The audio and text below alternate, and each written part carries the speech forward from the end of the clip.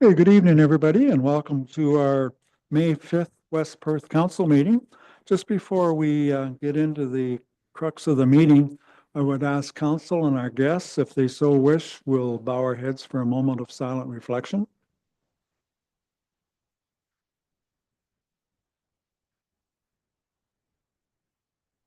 Okay, thank you.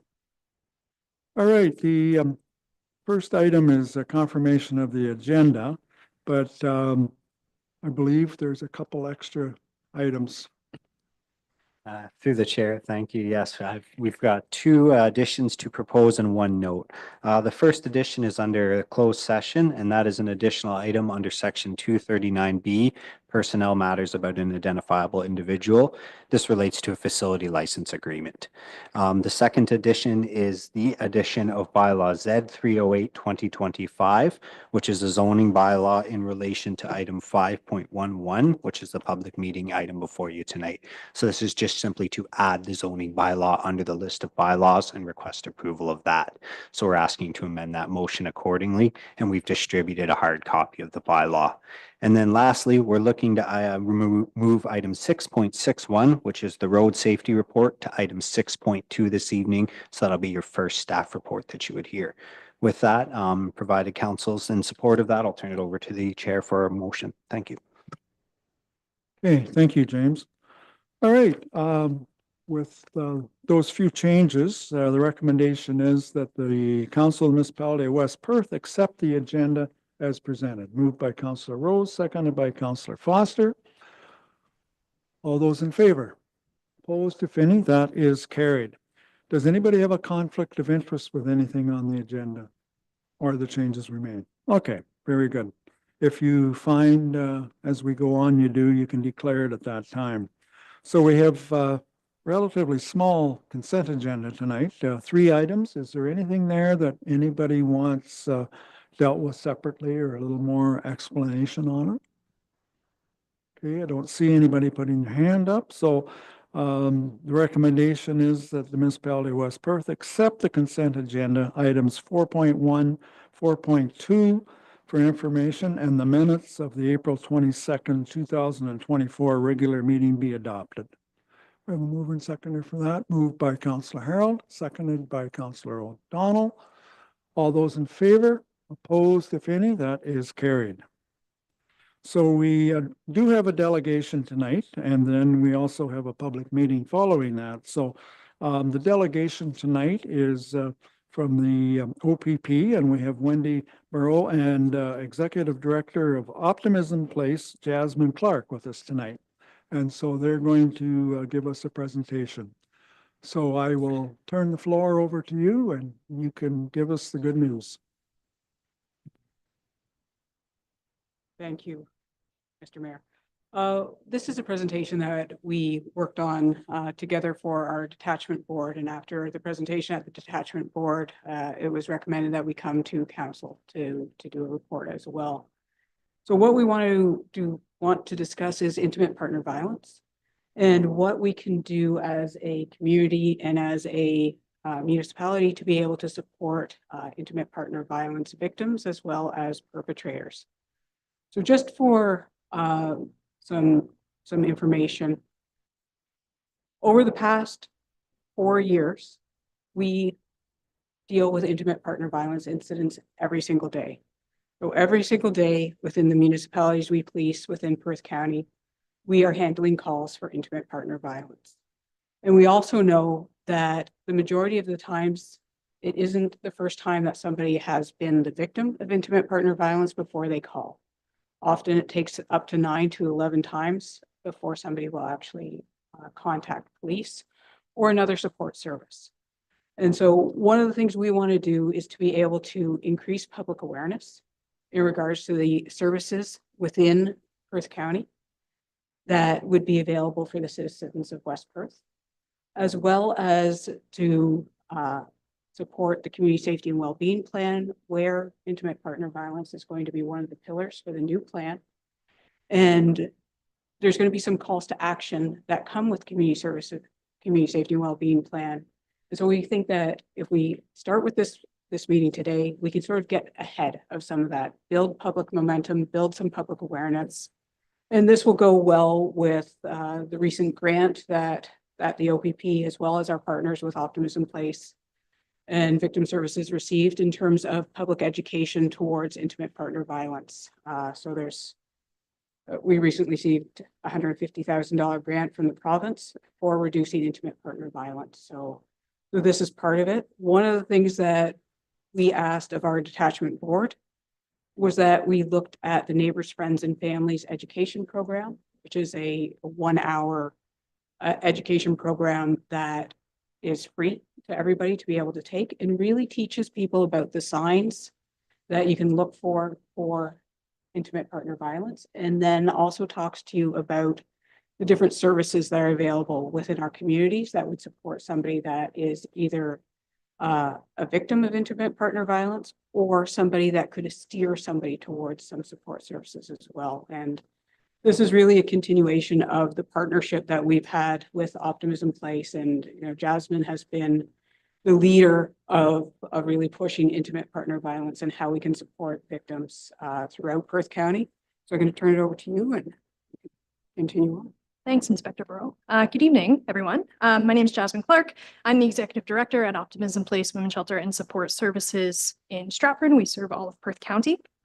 Optimism Place is Perth County's only women's shelter for women and their children who are experiencing violence. We opened our doors in May 1983 and been providing service to the community 24 hours a day, 7 days a week, 365 days a year since then. Every day, all day, and throughout the night, while most of our community sleeps, our staff answer calls from women who don't have a safe place to live. For thousands of families, we've been a safe refuge, a place to find support and resources, and a place to temporarily call home. As a not-for-profit, we contribute to the health, safety, and well-being and security of some of our community's most vulnerable citizens. To do so is our mission, our focus, and our relentless commitment. When a woman is killed as a result of intimate partner violence in Ontario, on average, 7 people knew that she was experiencing intimate partner violence and had information that could have prevented her death. But for various reasons, that information is not shared early, and it's not shared often enough to prevent the tragedy from occurring. Despite the complexity of intimate partner violence, especially in rural communities, research suggests that intimate partner femicides are considered highly predictable and preventable forms of violence due to the identifiable risk factors and the availability of effective prevention and intervention strategies. The Ontario Domestic Violence Death Review Committee has a mandate to assist the Office of the Chief Coroner in the investigation and review of deaths of a person that occur as a result of intimate partner homicide, and to make recommendations to prevent future deaths. Year after year, death review after death review, the committee has created a roadmap for prevention through recommendations aimed at all levels of government, social service organizations, justice, and child welfare organizations. The problem is, these recommendations are just recommendations. They're not legally binding, and there is no oversight mechanism to ensure that these recommendations are considered and implemented. In some cases of intimate partner homicide, a full inquest is conducted. In 2022, the jury in the Renfrew County inquest, a community not unlike our own, reviewed the circumstances that led to the murders of 3 women by their ex-partner in rural Renfrew County. They released 86 recommendations for change, focused on oversight and accountability, systems approaches, collaboration and communication, funding, education, and training measures to address intimate partner violence, to intervene and create safer communities for women. The first jury recommendation was to the province of Ontario to declare intimate partner violence an epidemic.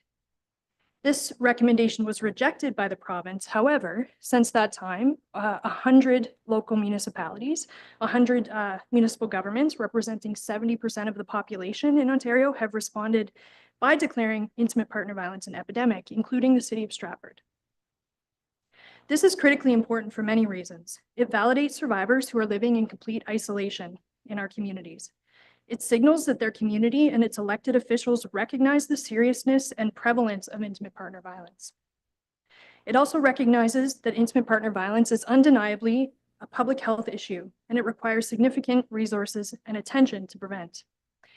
If we treated intimate partner violence like we have smoking cessation, drunk driving, or seatbelt campaigns, I truly believe we would have made more significant progress on ending this issue in our community. West Perth has not yet declared IPV an epidemic, and I would ask that you consider following the lead of those that have by bringing this to your council table, especially as our community is moving towards addressing IPV as part of the next iteration of our community safety and well-being plan. Across the province, as Wendy mentioned, lots of municipalities are starting to be more involved in community coordination and strategies to equip their staff to recognize, respond, and refer to intimate partner violence. So we have implemented a two-prong approach to this in Perth County through training. So the first prong, as Inspector Burrow mentioned, is the Neighbors, Friends, and Family Training, which is a general education program aimed at helping social services and the general public recognize signs of IPV and how to respond. The second training is called Make It Our Business. It's aimed at supporting organizations to meet their obligations under the Ontario Health and Safety Act to effectively support staff who they know or ought to know are experiencing IPV. We are hoping to offer this training more broadly to other businesses across Perth County, and over time measure how effective those business owners and leaders feel they are in recognizing, responding, and referring their own employees to services. So our work in Perth County will ultimately be connected to the Community Safety and Wellbeing Plan, which I mentioned. We are looking forward to IPV being embedded as a pillar and working closely with our partners.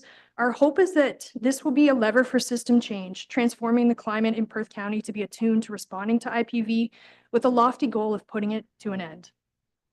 I'll end by saying that we have to act with urgency in a coordinated way between social services, the general public, and all levels of government if we're going to move the dial on this issue. Being here today with Inspector Burrow is evidence of the impact of strong relationships between systems. Perth County OPP were early adopters and supporters of our high-risk table. We've written a few grants together, and Inspector Burrow is a strong community champion for the work that we do at OP. And I will end with that, and happy to answer questions. Okay, thank you very much. Any questions? Councillor Vink? A couple of questions. First, do you have some specifics that the municipality could undertake over the next time to help address any of those issues that you talked about? I think that one of the things we really hope municipalities will do, not only to consider the declaration because we think it's important, but also to endorse the idea of training all municipal staff on neighbors, friends, and family. As Inspector Burrow mentioned, it's a really sort of easy way to get this information into the hands of your staff who are serving people who may be experiencing violence in the community, but also who may be experiencing it themselves. So that is one ask that I think we would make. And then secondly, Mayor McKenzie, if I may, does the Ontario Provincial Police have this technology, this knock-knock technology that I think a number of national police services that have implemented that when you dial the emergency number, you can knock a specific button on the keypad to indicate that you're being being affected by intimate partner violence. And it's a way of communicating to the emergency services that you are being affected by it without letting the perpetrator know that it's happening. And I think I saw recently a report that something like 8-fold people were able to report intimate partner violence because they didn't feel intimidated that they had to talk to somebody on the telephone. They were able to report it, and it essentially opened up their telephone to be the eyes and ears of the situation, so that then they could offer help if they need it, but then an easy way to report it without someone knowing it. So I was just wondering if the OPP has that kind of technology or is investigating that technology, or I could pass you on the information that I have on it, and if you would like more information. I appreciate that, Councillor. I have not heard of the knock knock technology for the OPP. I know often we will have open lines. So somebody will call and then the line stays open and we will continue to hear what's going on over top of that call. What we also find is not a lot of people, I shouldn't say not a lot, because we do have over 300 calls a year. What we often find is that people don't come to the police as the first source a lot of times to get support. And so they often disclose to their friends, their families, because they don't necessarily want to disclose to us. It's one of the key portions of our partnership with Optimism Place and Victim Services is that most people know if they report something to the police that we are obligated to lay charges if there are grounds to lay charges. And that has a significant impact on people because it could impact their financial well-being, their security, their ability, their transportation, all of that. So we often find that people will call Optimism Place, their counseling line, they'll disclose to friends and family. And so that's one of the reasons why we want to make sure that more people know where to go to get help. So that's not just coming through us and that people will still get connected to the resources. But I will look up the knock knock. And if you want to send me information, that would be great. Thank you. And just to build off that quickly, I think this is one of the challenges we have in our communities, especially in rural communities where there's not 6 degrees of separation between folks. Often there's 1 or 2 or less than that. And so IPV is one of the most underreported crimes, yet it makes up a significant number of calls for the OPP. So that tells you really that's the sort of canary in the coal mine. It really signifies the depth and the prevalence of the issue. And I think we're constantly tasked with how do we make our services accessible and that people are aware of them so that they can access them and make an informed decision about whether they want to report to police. Other questions? No. Wonder, I was just wondering if you could elaborate a little bit more on the training, what's involved in that? Yeah, so the training is built around the community, geared towards people who don't have a lot of understanding about what is intimate partner violence, how to recognize it, what to do if your neighbor, your friend, or your family member is experiencing intimate partner violence, how to speak to them, how to refer them to appropriate services. So it's really, it's to build awareness and build people's confidence.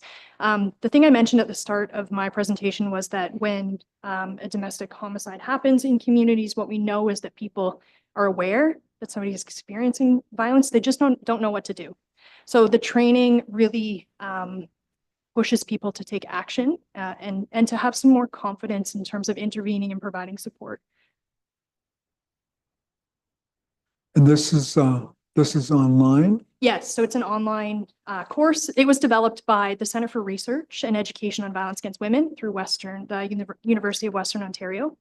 We have a unique link in Perth County, actually, so we can track the number of people that are completing the training. And so, yeah, it's a quick hour. It's an hour-long training. It's really accessible. What else I would say about it? It's a really sort of simple way to provide the education really broadly in our community, sort of no matter what job or space you occupy. Okay, thanks. Somebody had a question over here. Deputy Mayor, go ahead. Through you, Mr. Mayor, thanks to Inspector Burrow and Jasmine for your presentation. I just can't help but draw parallels to mental health and wanting to speak out and identify it and report it, just like getting past that barrier of reaching out and talking to someone. So I think Mayor McKenzie's question about the training would help, and your response would help identify how to get over that first hurdle and then how to address it.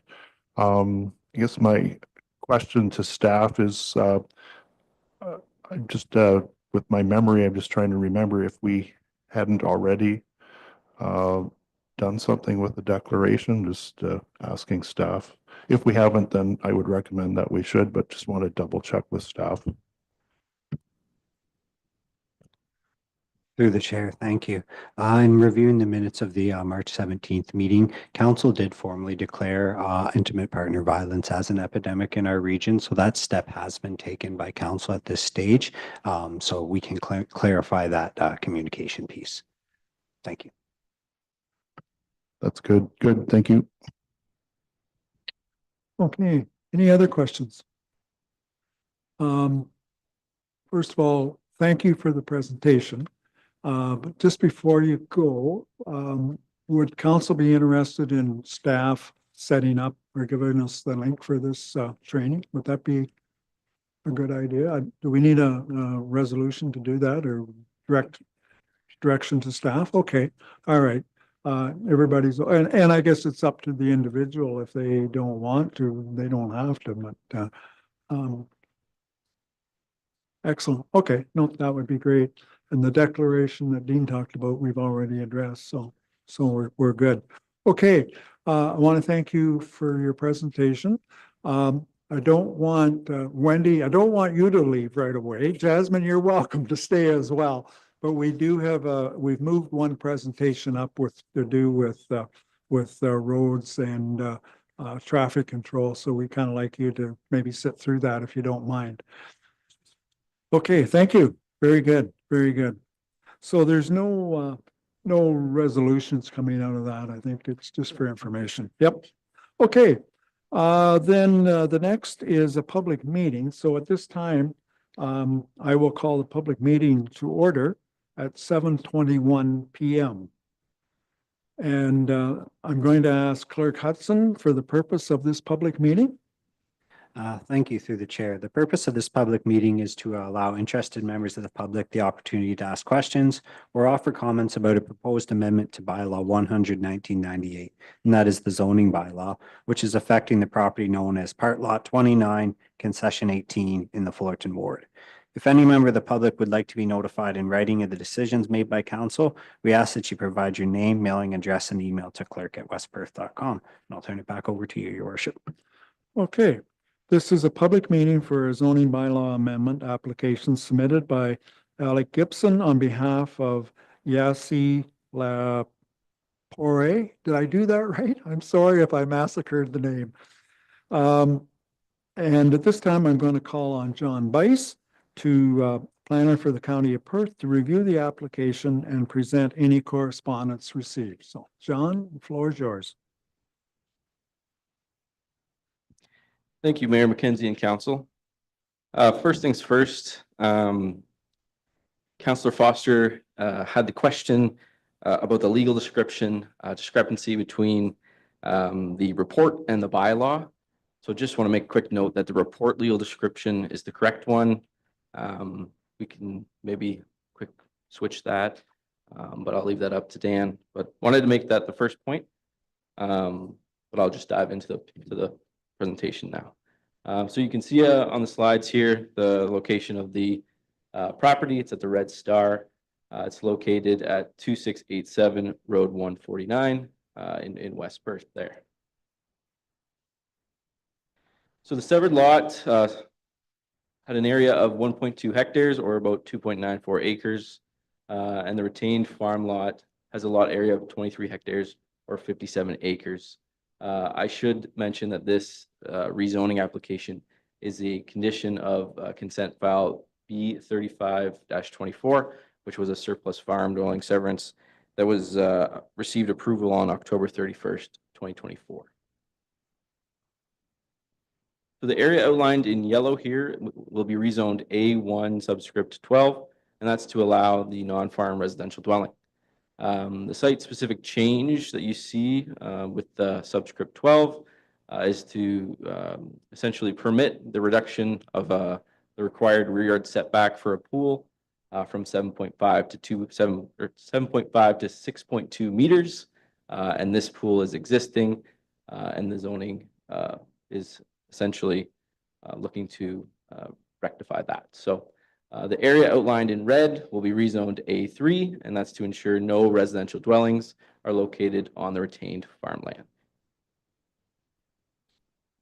So no concerns were expressed through the public notice The dwelling is surplus to Mr. Gibson's needs.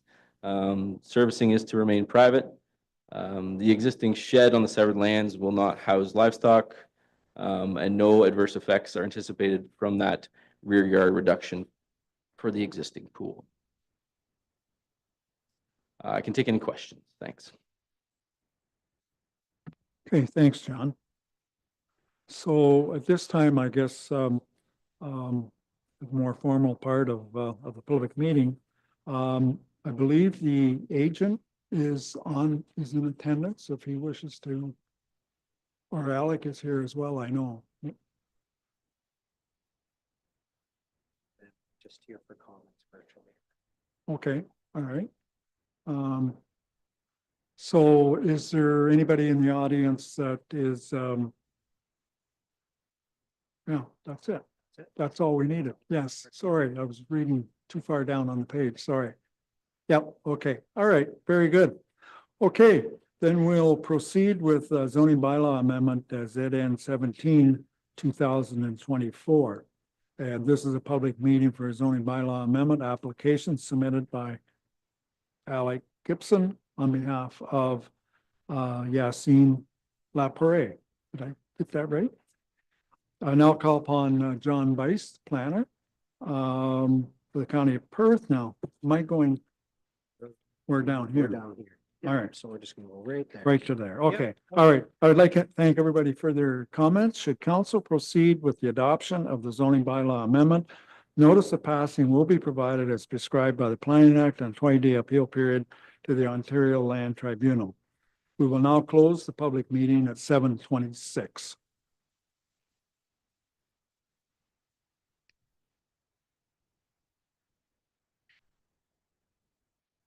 All right, so the recommendation coming out of that is that the Council of Municipality of West Perth approves zoning 17, zoning bylaw 17-2024 submitted by Alec Gibson on behalf of Yassine Laporet, affecting lands legally described as part lot 29, concession 18, Fullerton, as in the registered plan 44R 2452, parts 1 and 2 ST, R 328307 in the municipality of West Perth.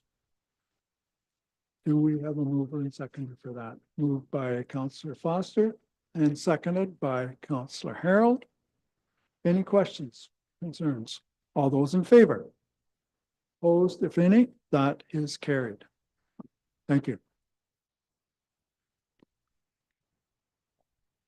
So the next item under planning is a part lot control for a property 171, 173 Wimple Street. And John's going to do that. Okay. Thank you, Mayor McKenzie and council.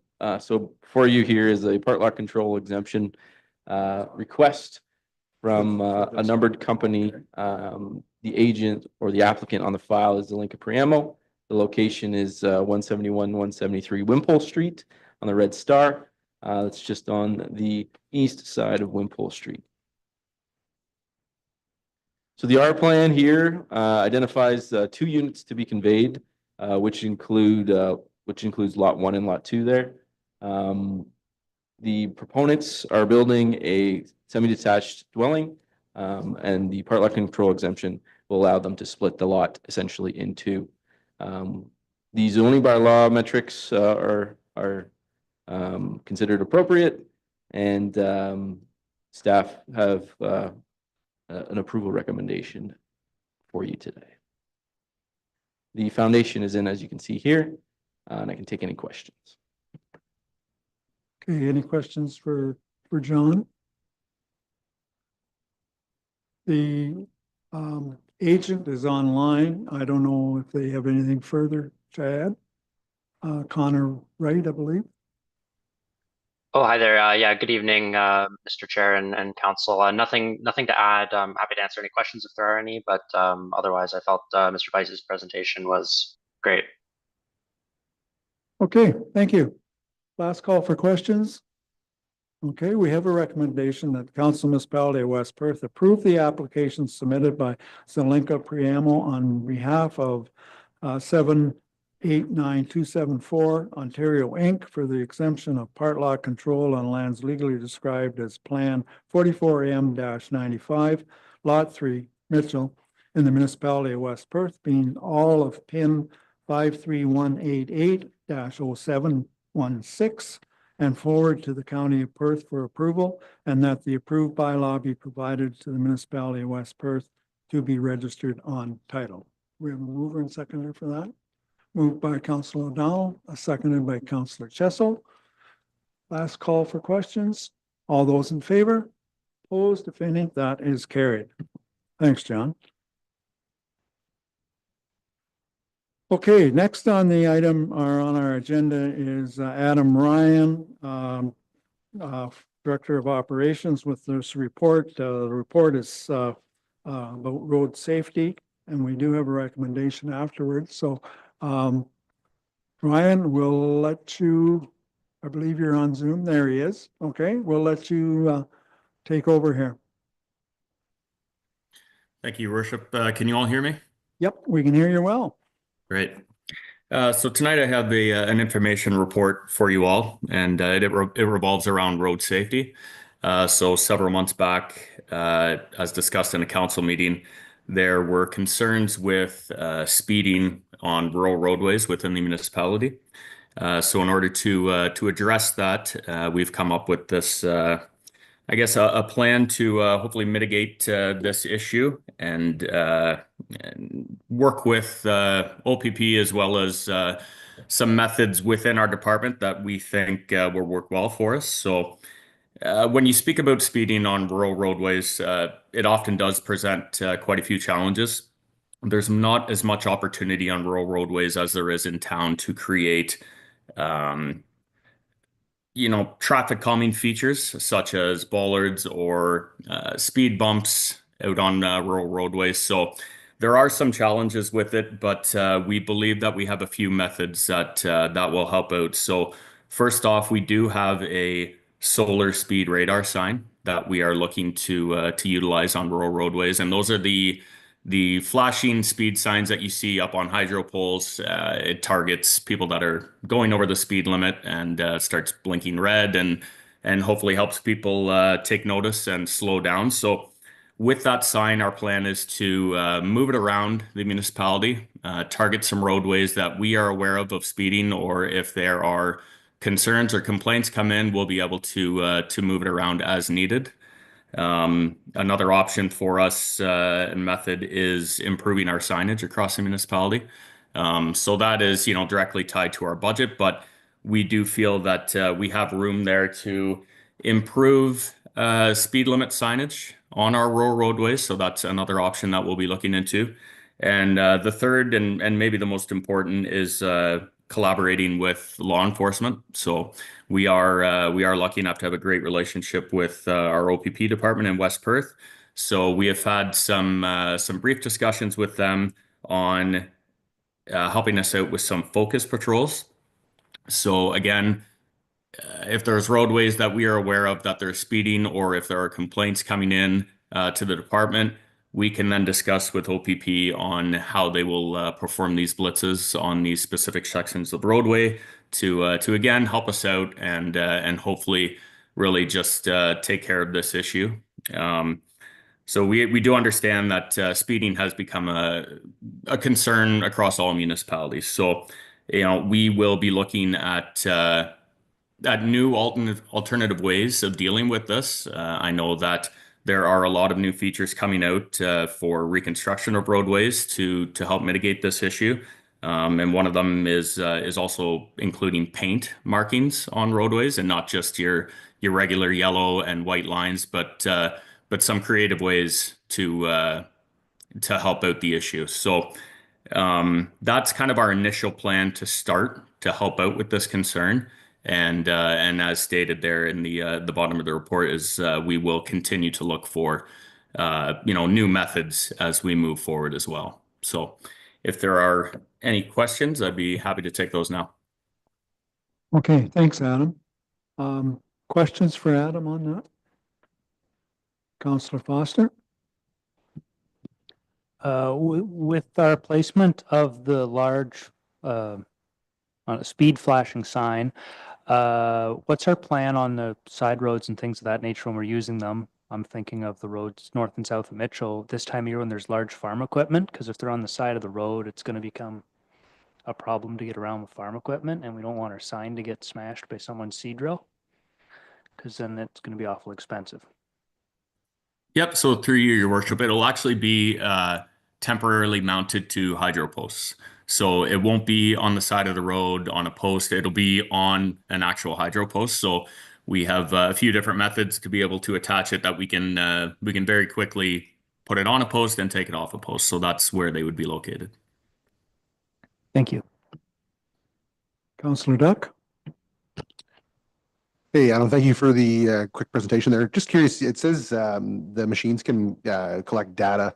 That's obviously something that we would be able to use to hone in on particular areas, maybe that we're noticing higher speeds or more speeding than others. Is that something that I'm correct in thinking?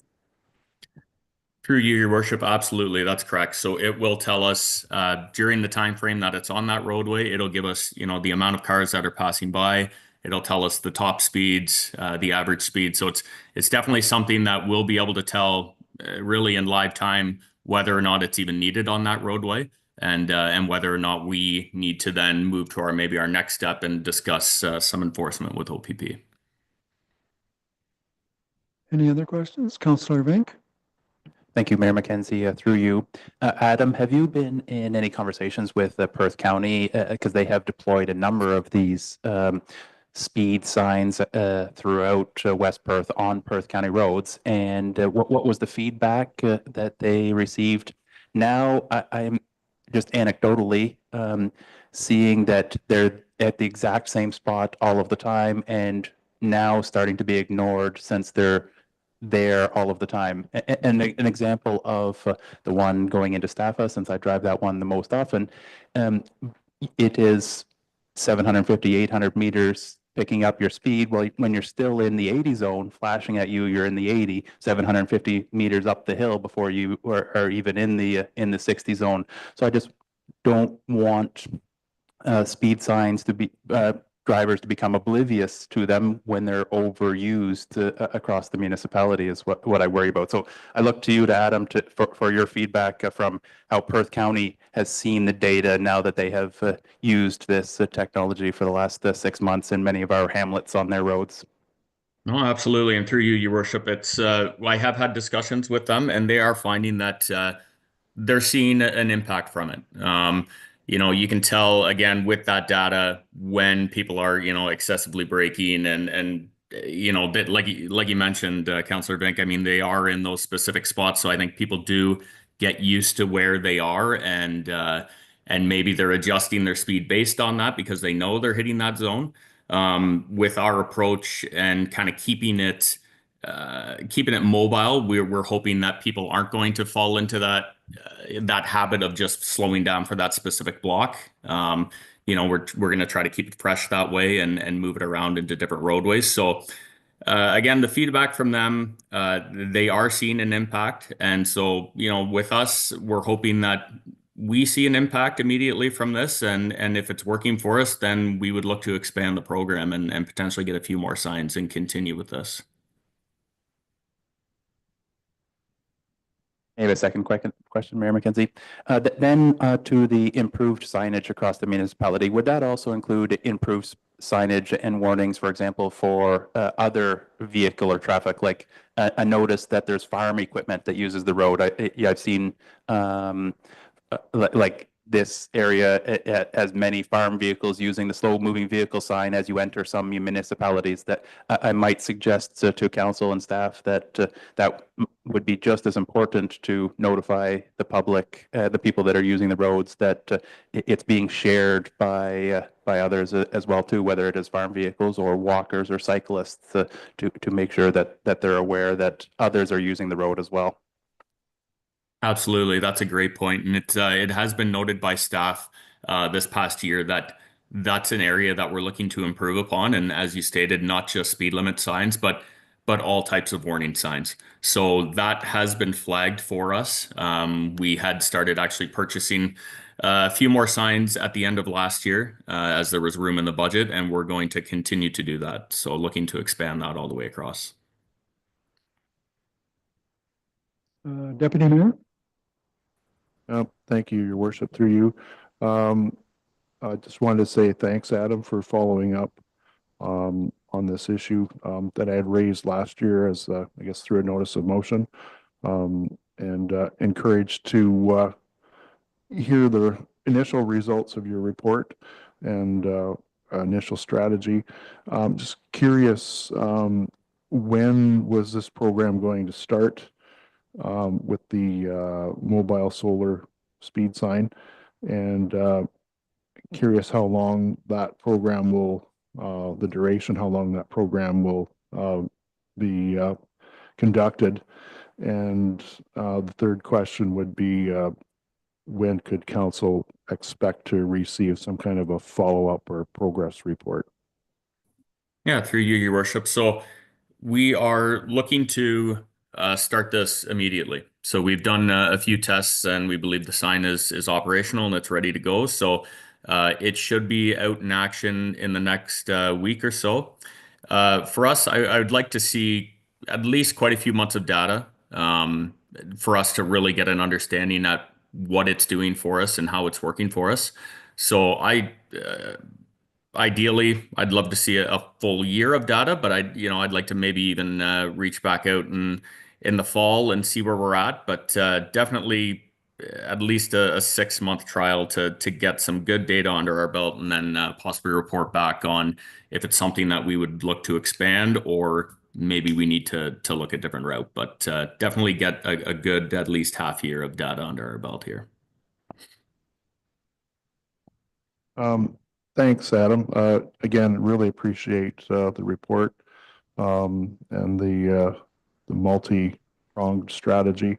I guess my comment would be that hopefully we get some good data on what I call the passing through traffic, trips that do not originate in West Perth, but they originate either from the west or the east, and traffic are passing through.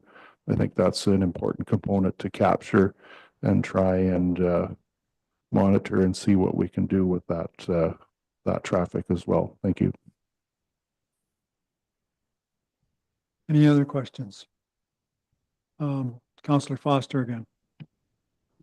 For the increased signage, it's a question for staff as much as the rest of council. Would it make sense for us to try and prioritize putting it where they're going when they're doing the Fullerton roundabout on the roads that would be disproportionately affected by the bypass traffic, like line 16, line 12, and line, I'm not sure if 24 up to Highway 23 from 163 is a county road or not, to do those roads, because they'll have a large volume of traffic that those roads were never made to have, and people that aren't necessarily used to the more rural nature of the roads. Adam, I don't know if you can respond to that, or. Yeah, through you, Your Worship. I mean, usually with construction projects such as that, you have your standard construction project signs as well as all of your detour signs. We could look into signage that would state increased traffic on roadway. We can definitely look into that and see what we can do to help out that. Okay. Anybody else? Just one thing I had, Adam, and it's maybe a little different subject, but it still has to do with our rural roads.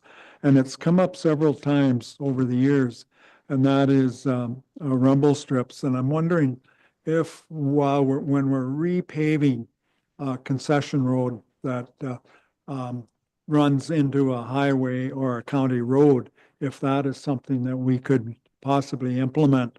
It certainly should help to, number one, warn motorists that there's a main thoroughfare coming up, and number two, slow the traffic down. So I know we've talked about it, and I don't think I've ever mentioned it to you, but is this something that you would maybe look positively on?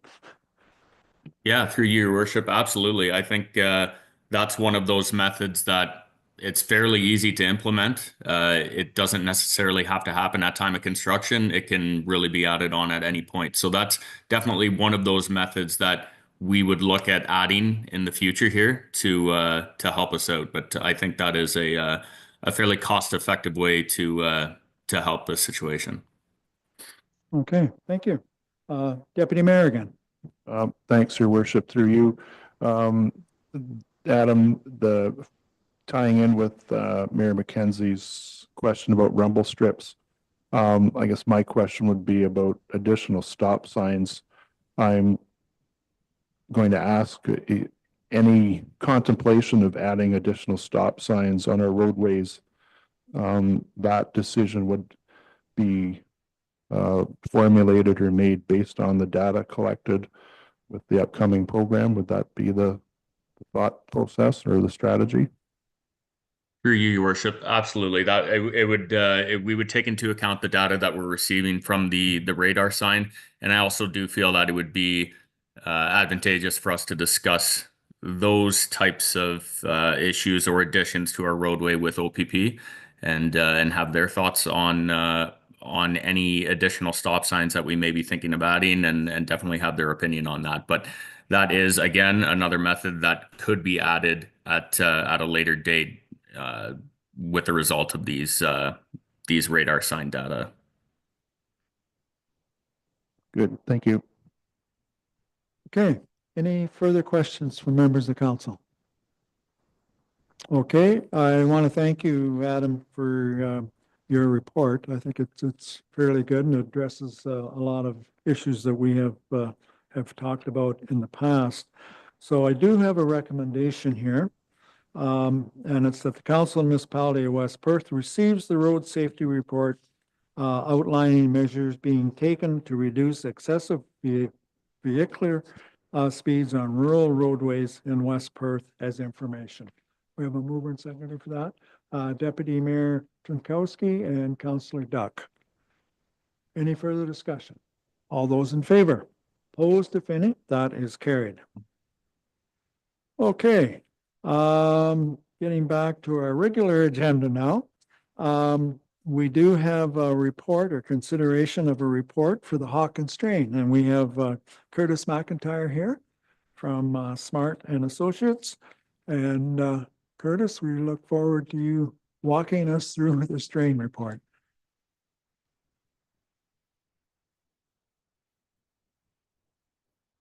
Wonderful. Thank you, Mr. Mayor and members of council. I am pleased to present K-Smart Associates' report on the Hawkins Municipal Drain 2025. This project was originally initiated under Section 78 of the Drainage Act as a request from Mr. Douglas Schneider for a deepening of the Hawkins Municipal Drain open ditch to accommodate a newer, deeper drainage outlet for their property in Part Lot 29, Mitchell Road, West Side. Much of the work on this project, I was assisted by fellow engineer Thomas Jackson, who's here with me tonight. Thomas has started authoring his first few drain reports, and he's going to be here at council yet this year, so I thought it'd be a good opportunity to come here and see how this all works here at West Perth.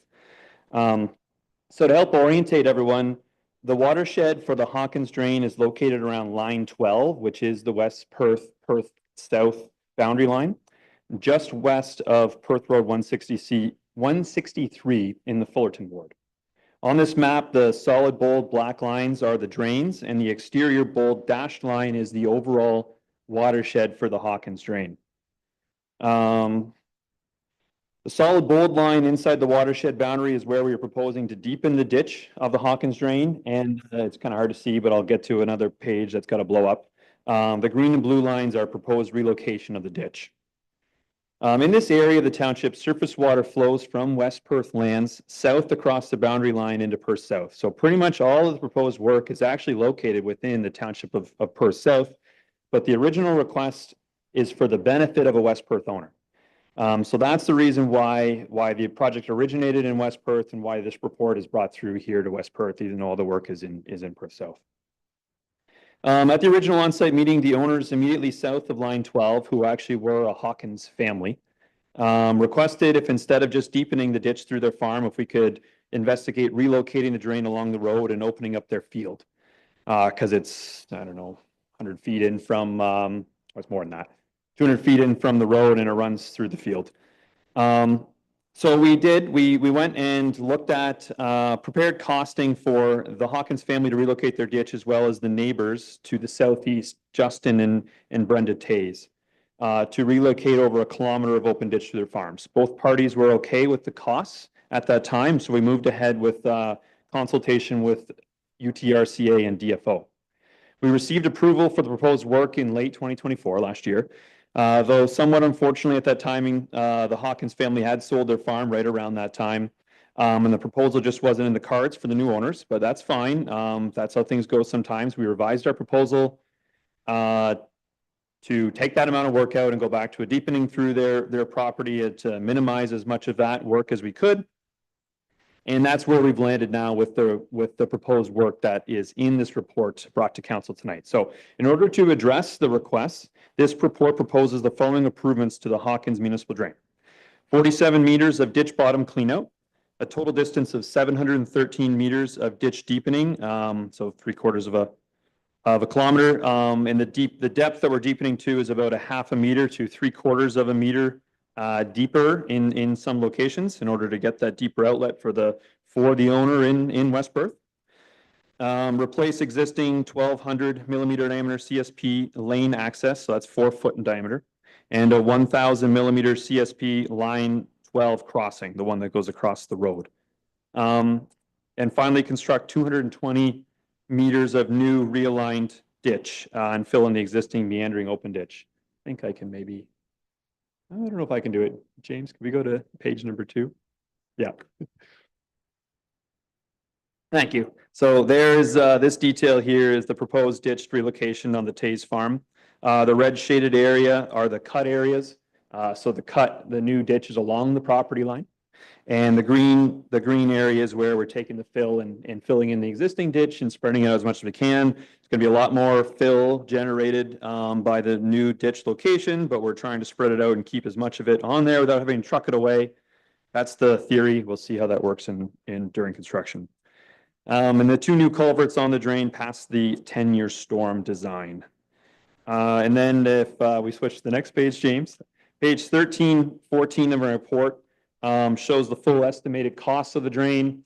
Don't need to go through all the line items, but at the bottom, the total approximate cost of the work is $110,000.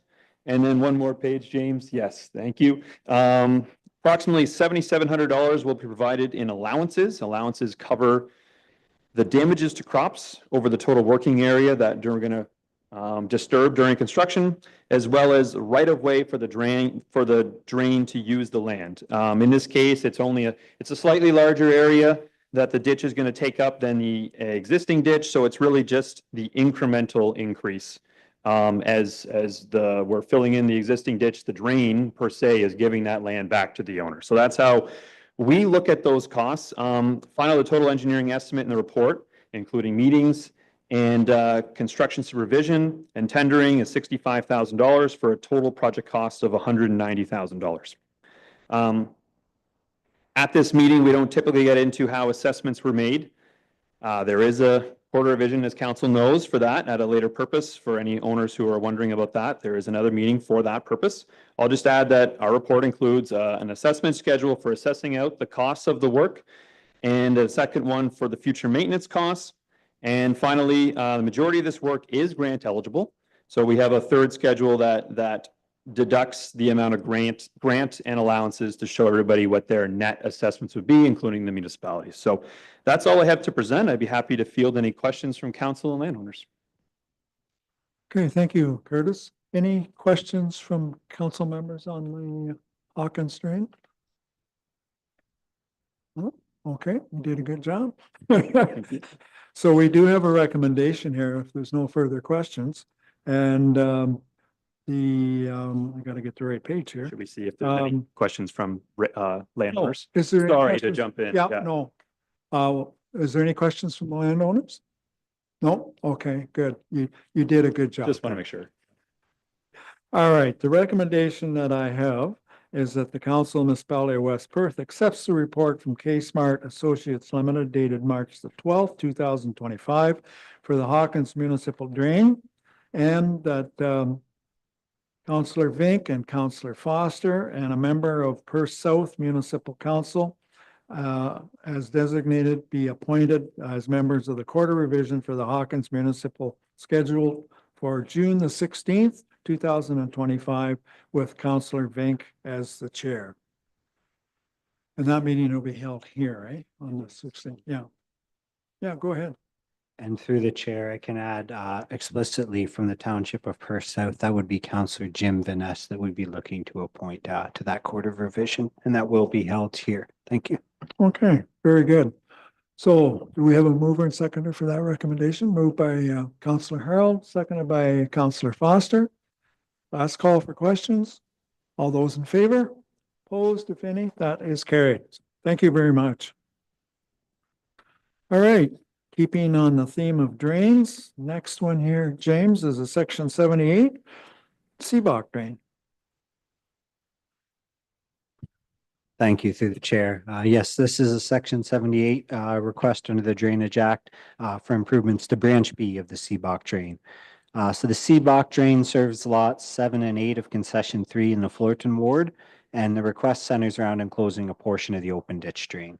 The drain's located off of line 32 and road 155. For those looking to locate geographically, staff are recommending that council appoint Trevor Kipfer of Streamline Engineering Inc. as the drainage engineer and approve the request to initiate the process under the act. And I'll pause for any questions. Thank you.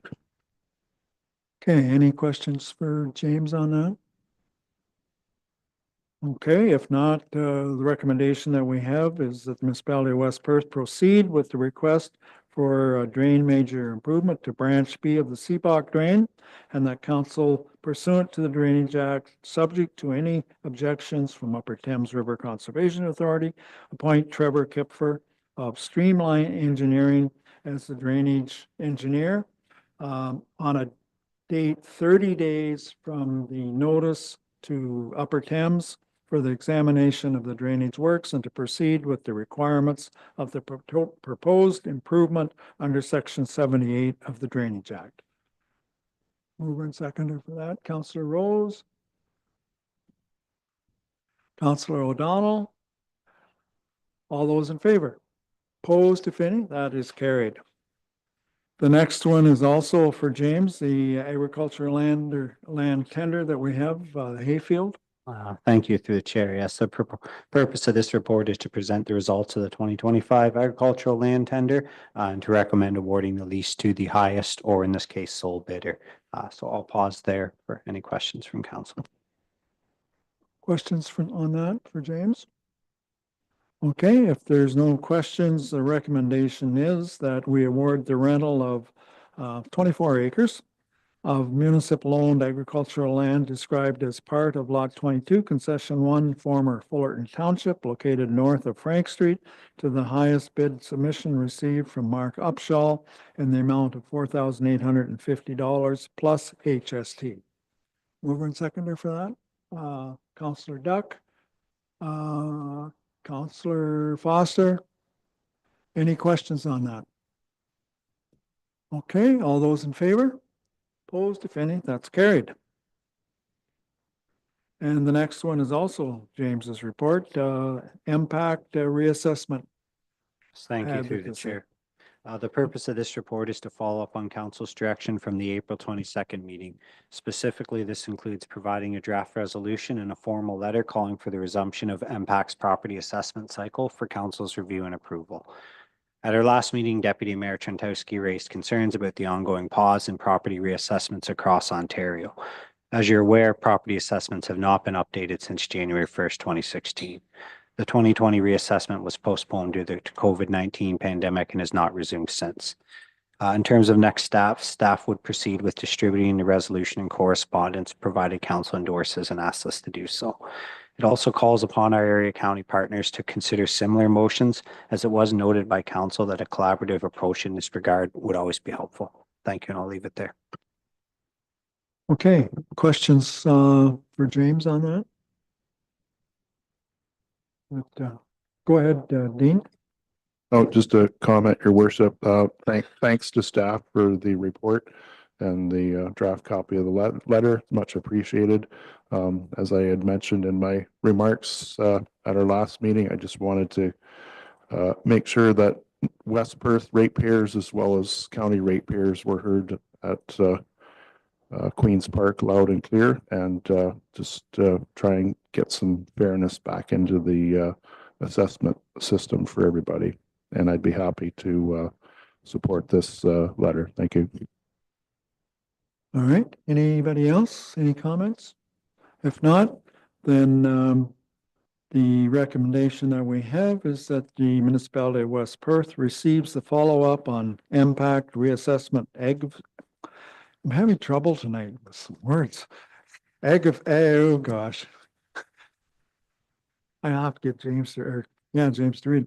Advocacy report for information, and that the Council of the Municipality of West Perth approve the draft resolution and letter attached to this report for formal submission to the province of Ontario and other identified stakeholders. Rubber mover and seconder for that. Councillor Rose, Councillor Fournier. Any further questions? All those in favor? Opposed, if any, that's carried. And then the next one is the Parkland Acquisition and Dedication Bylaw. Go ahead. Thank you, Mayor.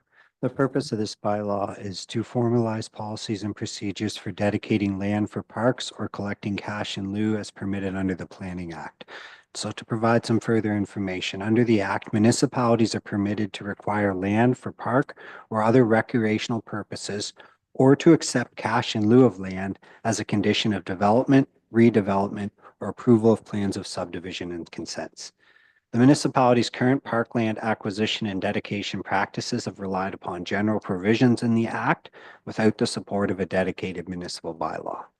The introduction of a dedicated parkland acquisition bylaw will provide the municipality with the necessary tool to obtain lands for use as parkland or trail space in connection with development activities. So the report before you provides further details with respect to sections 42, 51, and 53 of the Act and the fee proposal within. I would note that should council choose not to adopt the proposed new flat rate fees for lot creation, at this time, it's recommended that council reconsider and approve the previously discussed fee increase of $1,500 per lot. Again, to provide some history here, this option was originally considered in October of 2024 and again in February of 2025. And it was deferred pending the identification of strategic priorities from the Recreation and Trails Master Plan. So as it sits right now, the current municipal rate of $500 per lot is significantly lower than the rates charged by comparable municipalities. If council moved to a $1,500 fee, that would represent a fee that is more in line with neighboring municipalities. So at the preference of council, the fee within the bylaw can be amended. The remainder of the bylaw would be adopted to ensure the municipality can secure the lands for the development and the expansion of trail network, which is the real intent of this bylaw in terms of the tool. I'll leave it there. Thanks. Okay, thanks, James. Questions? Councillor Duck? Thanks, James. Just gonna kind of go back to our conversation earlier. Just the $5,000 obviously is a significant jump from $500. And I think my biggest concern is how our builders are going to take that and, you know, the budgeting that they have to put towards that.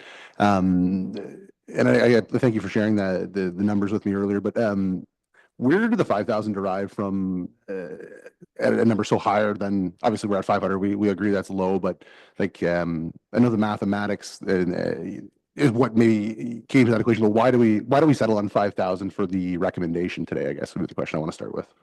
Yeah, through the chair, happy to speak to that. So under the Act, the maximum allowable flat rate is 11,000. So that's what's allowed. We see municipalities of our size and around charge up to that 11,000. So they charge the maximum. So we came in with 50% of that. That's just a baseline number for this council to consider. That's why we wanted to have that additional information and recommendation in there, that if council wanted to consider sort of somewhere in the middle, if you will, at that 1,500, then that gives you an increase from your 500 where you're significantly lower than any comparable municipalities. So that's a little bit of the history there. So 11,000 is your top end where you see municipalities of our size. You can go at 50% of that or 5,500. You can go lower or you can stay at 500. Those are the options before council from a pricing standpoint. Thank you.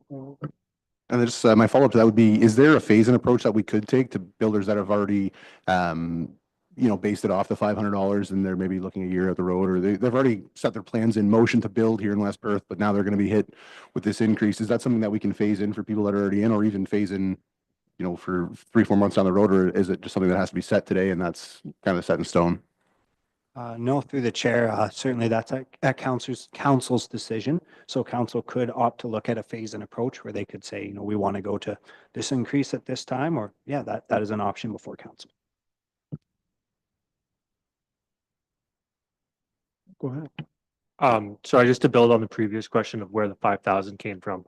So when the Parks and Recreation Master Plan was being done, we actually had that consultant provide a recommendation to staff and to council of where it should be. So really that's coming from that consultant. Now, the clerk is correct that it's a 50% there, but I believe council had seen that report last time this matter was brought forward to council, and as clerks mentioned, we recognized that the fee was high at that time, but now since we've been spending some time going through policies and bylaws, we've identified that we actually don't have the mechanism in place to just get land for land. So that's why that option is there. We really want the mechanism, the bylaw for the land aspect, and then whatever council wants to set that rate at, we're happy to have. So just some more background there. Councillor Rose? Yeah, I'm not quite up to speed in all this. So if does this pertain to people doing subdivisions? Is that what this is? So we are suggesting 5,000 approximately, and then your development fees on top of that, correct? Through the chair, correct. That's separate from So your this is permit or instead of development charge 500, fees. it's going to be another 5,000 That would on be each lot. That would be if it was taken as the fee, yes. I think to the CAO's point, the intent of the municipality is to do a land for land. That's what the municipality's looking to do with these subdivision redevelopments. But if that's not possible to do a land for land swap, like there's no land that makes sense to connect to our trail networks, then that's when you look at the cash in lieu. And that's this rate that council's looking at here. So you're right, at 5,500 per lot, or 500 per lot right now is sort of that range you're within right now. So once again, is that just anytime as Mitchell expands Yeah. and they open up another subdivision, Correct. each lot would be another 5,500 Correct. plus development fees and everything else that goes with Yeah. doing it. You've got that right. Oh, okay. There is also the optional appraisal-based method. So I think the intent is for a subdivision standpoint that it's based on 5% of the appraisal of the land, of the value that way. So the flat fee is really meant for severances, essentially when a lot's getting created out of another lot. So the appraisal-based approach is more recommended for a subdivision type agreement that way.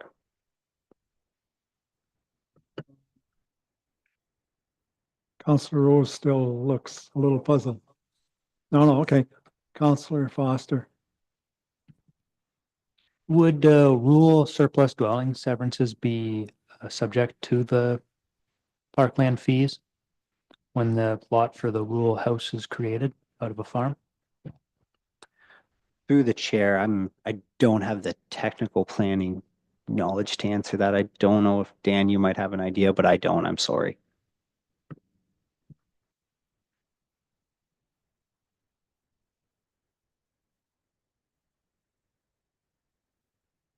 I'll have to report back to you on that one.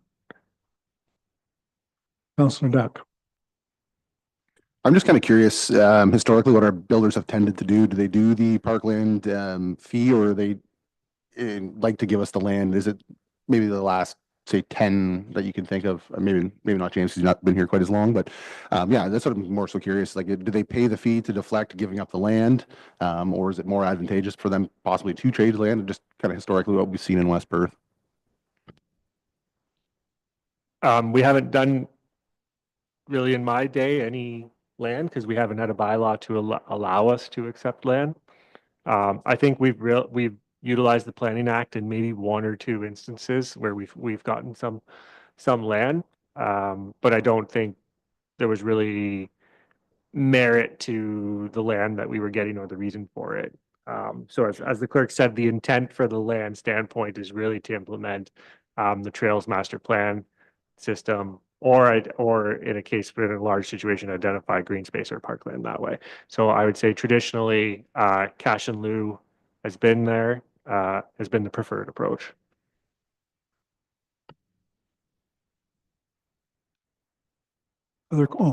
Councillor Harold.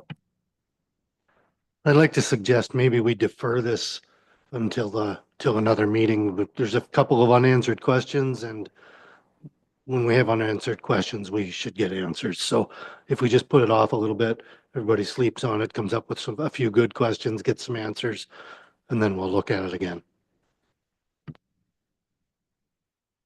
Is an urgency on this?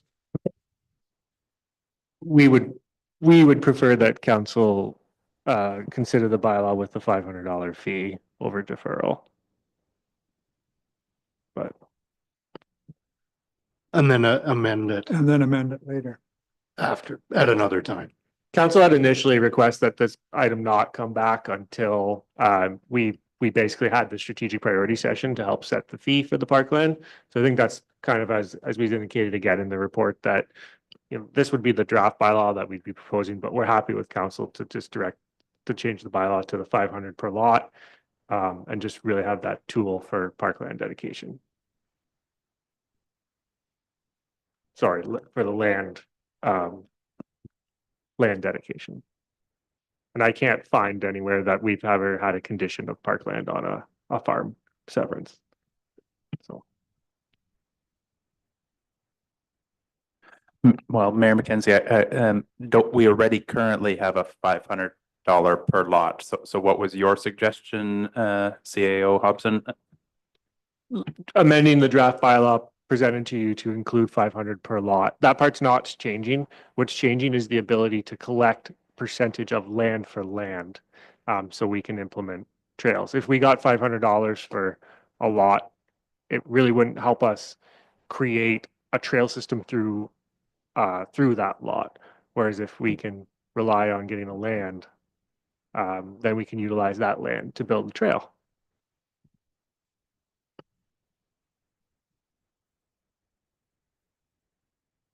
And this is, how am I going to word this? So it takes effect on any future plans of subdivision that would come along, right? Correct. So anything that is in the process now or has happened, that's water under the bridge per se. Yeah. Okay. So we'll just apply to any future parcels that would come along. I'll just add for if any pre-cons or anything anywhere we are with any current subdivision and developers, we've been speaking towards the land allocation over cash in lieu, particularly if it has bearing on the Trails Master Plan. Councillor Foster? What has the builder's response to that idea been? So far receptive. Yeah. In this instance, you're working with developers, so you're not working with lot individual builders that way. But yeah, it's really the default is land, is the 2% of land or 5%. That should be your default. We've been defaulting the other way, I would say. Okay, so I guess, ask the question, Councillor Harold kind of wanted us to leave it and then come back at another meeting with this. The suggestion was that we could go with the bylaw and put $500 in there for now and then amend that down the road. I guess I'm looking for some direction here as well. Councillor Rose? Okay, Second. we should get a mover maybe first, if that's what you want to do. Do you want to move it? Okay. Deputy Mayor had a question, I think.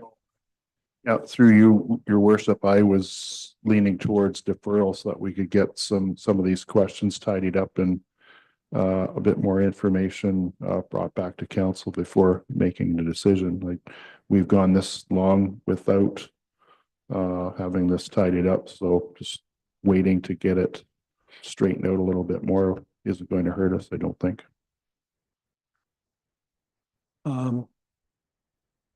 Isn't that what he said? Clarify the questions. Yeah. I think the only outstanding one that I've noted is on the surplus farm. Is there more questions that we've not answered to report back to? Shouldn't probably say, but I don't think there's anything on rural properties. It's just on urban properties or plans of subdivision.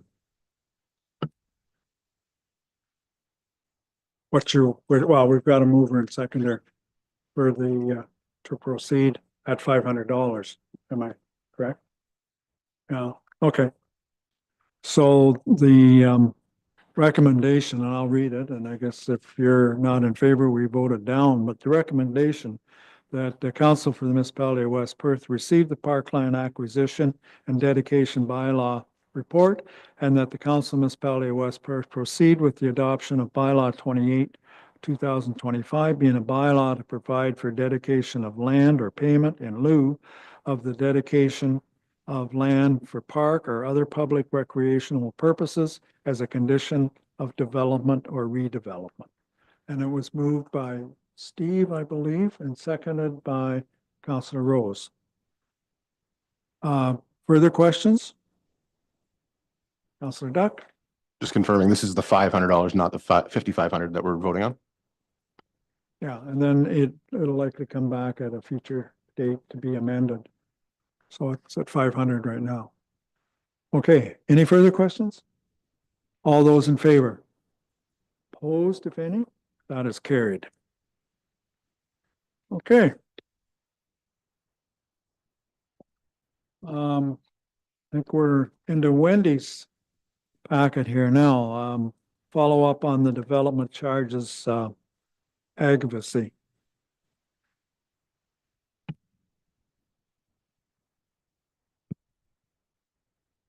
Thank you, Mayor McKenzie, and good evening, Council. So the report before you is as per the request from the April 22nd meeting for staff to prepare formal communication outlining the importance of development charges in supporting the municipality's strategic growth objectives and emphasize the fiscal consequences of weakening or eliminating the DC.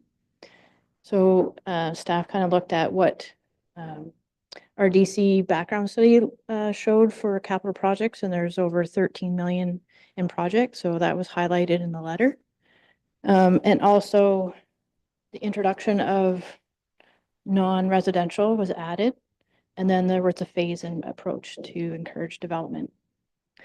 And then also highlighted in the letter was noting our 1% levy increase, which is 121,000. So removing that, what did I say, 13 million in DC projects would be a significant increase to us and a budget. So that's been kind of highlighted in the letter. And then just kind of if they're looking at changing the DCs or eliminating it, kind of having senior government giving support for grants was highlighted too. So if there's any question on the letter or the report, I'd gladly take them. Questions for Wendy? Councillor Foster? It's not necessarily a Wendy question, but is the authority for development charges not come through the provincial government, not the federal government, correct? That's who has the authority for that level of planning? Okay, thank you. Or yeah, if you're asking. If I was asking. Thank you. It, it's a great thing and it sounds great when Doug Ford says we're going to lower development charges, but it has no impact on him. Like the impact is on us, isn't it? Eh? So hopefully we get some support for that. Any other questions? Dean, go ahead. No, thanks, Mayor McKenzie. Not a question, but again, a comment. Thanks to staff for taking up this direction from council. Hooking on to Mayor McKenzie's comments, the impact is on us being the local taxpayer. And again, just wanting West Perth's voice to be heard in amongst the crowd. Too often, I'll say the urban context is the message that the public hears and the upper tiers of government hear, when they don't hear what's called the rural context or in the rural lens. Life is different for municipalities like West Perth. So every dollar of funding is important. And for the local taxpayer to be asked for more isn't sustainable. There needs to be that partnership between local, provincial, and federal levels of government. So I would support this letter. Thank you. Any other comments? So, Councillor Foster? Could we amend the letter to send it to the Prime Minister and the equivalent federal ministers to the provincial ones? Because both the Liberal and the Conservative Party platforms had development charges in them in the federal election. So I feel like that could be related, because both of the major federal parties had talked about them as well. I think we can probably send it to whoever you want, but it is more of a provincial matter. But as you said, when there was an election note federally as well. Nicholas, you have a comment? Oh, sorry. I thought you were going to make a comment. So we could just tweak that, eh, James? Just add that on to who we send it to. If there's no further questions, then the recommendation that we have is that Municipality of West Perth receives the follow-up development charges report for information, and that the Council of Municipality of West Perth approve the letter attached to this report for formal submission to both federal and provincial and other identified stakeholders. So it's in there to send it to the feds. Do we have a mover and seconder for that? Deputy Mayor and Councillor Foster. Further discussion? All those in favor? Opposed, if any? That's carried. Thanks, Wendy. All right, moving on then, we have correspondence from West Perth Village with regards to their Tailgate Music Festival. Dan, this is yours, is it? Sure. Or is it yours? We received correspondence. I think this is the second year around. So last year council saw the same request and waived the fees. And I think the request is here in front of council again to waive for the Arena Community Center and Ketterson grounds for the West Perth Village Tailgate Music Festival event on September 20th, 2025. And I think the group met today. I wasn't part of the meeting, but they had their first kind of planning meeting today with everyone. So, okay. Any comments on that? And I'm going to be Scrooge on this, but the only comment I have, if we're looking at millions of dollars on the arena facility over there, and we've spent quite a bit on the pavilion over there as well. I'm not opposed, I guess, to waiving the fees, but I don't think we can continue to do this. Whether we have a sliding scale that they get a bit of a break, but with the millions that we're looking at spending and have spent there, I really don't think that we're in a position to just waive the fees. I think we, like I said, I can go with it. We went with it last year and I can probably go with it this year, but I think we give them notice that, in the future, we expect to get something out of that, and not saying it has to be the full amount, but I don't think we can just continue to do that and not receive any revenue from it. So that's just my take, you know, and I'm only one member here, so. No, that's another topic. Okay, sorry, Deputy Mayor? Through you, Mayor McKenzie, just to follow up on your comment, question to staff, do we have a sense of generally what the fees could be if they were fully applied for this event? So I didn't mean to put you on the spot, but I'm just following up on the mayor's comment. I think at this point, we'd probably have to really narrow down the request and how many days for setup and everything to come back. Last time we looked at a fee structure like this, it would have been around, I think somewhere around the 5,000 mark, pending again, you know, lead up time and takedown time. But I think somewhere around there is a pretty close estimate, and we can report back to Okay, council if they yeah. want. I don't think there's a rush on this. Well, it's not going to impact the request for this year, I don't think, but you know, like we know what we rent the arena floor out for $1 and I would assume that would be the going rate. We know what we rent it out for to the Egg Society, though I guess they have access to it through an agreement, don't they?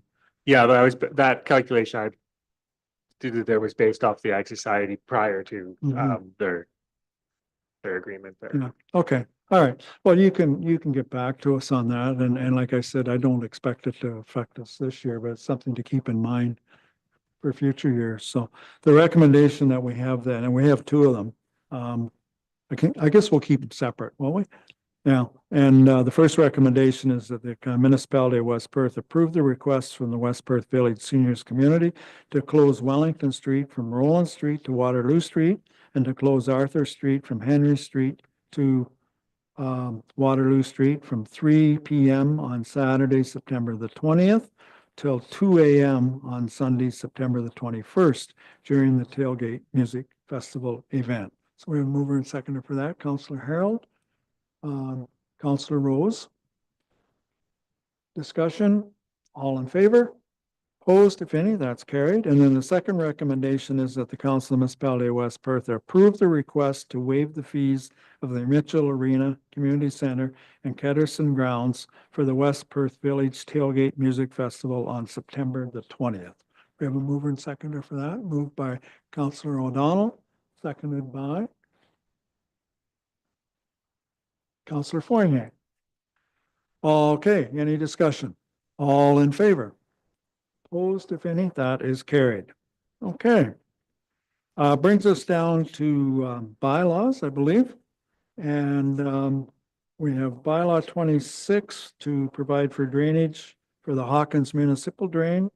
Bylaw 27 exempting part lot control on the property on, I believe it's Wimpole Street.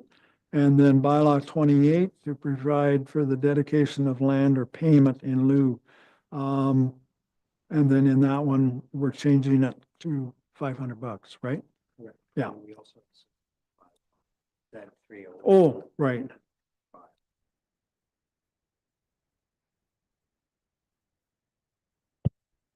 All right, okay, I'll let you do that. Through the chair, we'd also requested under additions to agendas just to add the zoning bylaw from tonight's earlier public meeting, which is ZN 308/2025. So that's the hard copy bylaw that's on your desk there as well. So if we could include that in the motion, that'd be great. Thank you. Do I have it on my desk? I don't think I did. Okay. Questions on the bylaws? Not? Okay.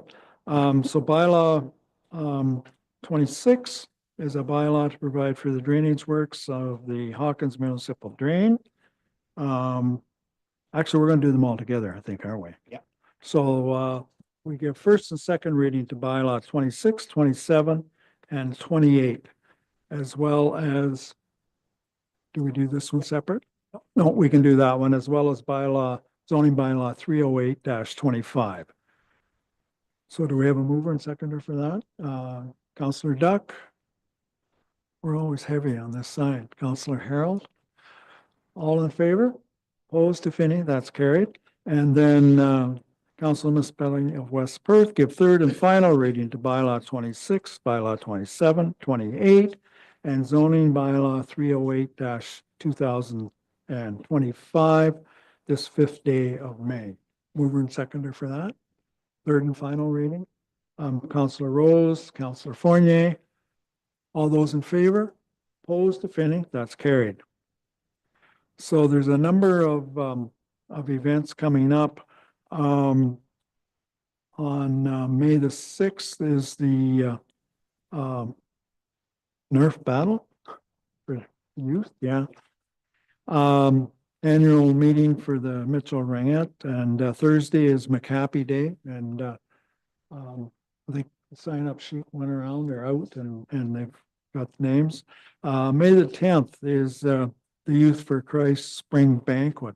And we have gone to that in the past as a council. We have bought a table and supported them that way, but it's kind of late in the game to do that maybe, but something maybe to keep in mind, you know, on another year. Is anybody here going to it by any chance? Okay, I think it was kind of our way to help support, but anyways, that's fine. And then hot dogs on May 14th at the OPP station. And then on the 15th, the next day, they're at 101. And then on the 20th is our next council meeting. And then the end of the month on the 31st is the, I believe it's the Kinsmen have the rubber ducky race, don't they? So that's what's coming events. I'm not aware of any notices of motion. Any other business at this time? Okay, we do have a closed session to deal with. That the Council Municipality of West Perth proceed into closed session under section 239 subsection 2 of the Municipal Act at 8:31 to address matters related to section 239 personal matters about an identifiable individual, and section 239 subsection 2 a trade secret or scientific, technical, commercial, or financial information that belongs to the municipality or local board and has monetary or potential monetary value with regards to the Earth Corporation and their annual meeting. So a motion to go into closed session, moved by Steve, seconded by Councillor Vink. All those in favor? Opposed, if any? It's carried. So we'll take a 5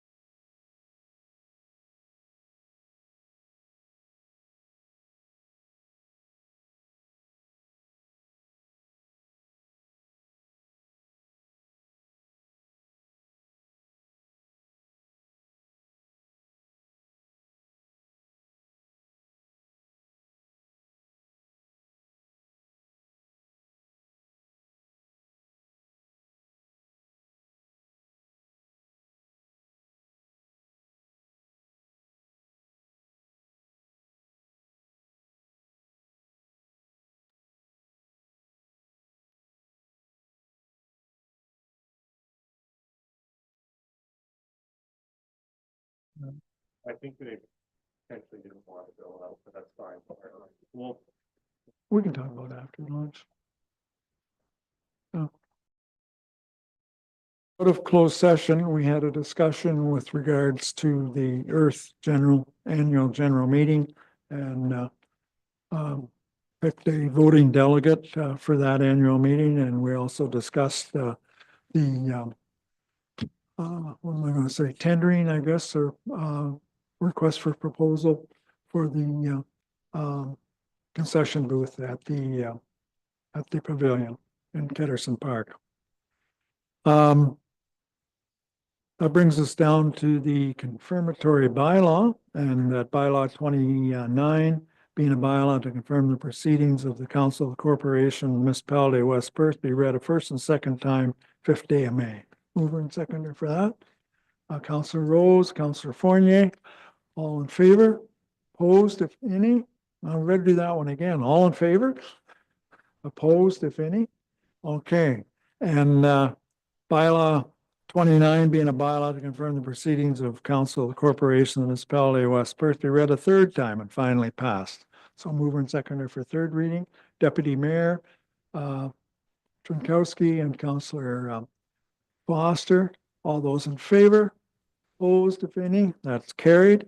And finally, a motion that the Council of the Municipality of West Perth adjourn council at 8:58 PM. Mover and seconder for that, Councillor Harold and Councillor Chessel, all in favor? Thank you. We are adjourned.